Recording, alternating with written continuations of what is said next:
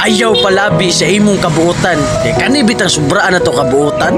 Abusohon ta sa uban. Parehas anang imuha pang gitabangan.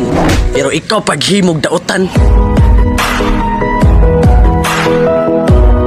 Ito, Real Talk, mas madaling patawarin yung mga taong umaamin kaysa yung nahuli mo na nga, sinungaling pa rin.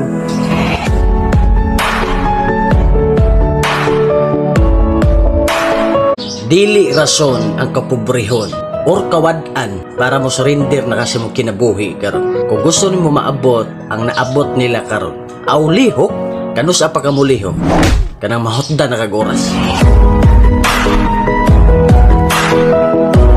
Ginadaon ka, etungod walang wala ka.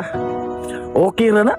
Basig nakalimot sila na lingi ng kalibutan. Pasagdi na makuratan sila ug ang panahon na mo dikta. Kay basig ikaw ang nasa ubos, basig ikaw na po rin nasa taas. Tapos katunang daw nimo, mauna po na sa ubos.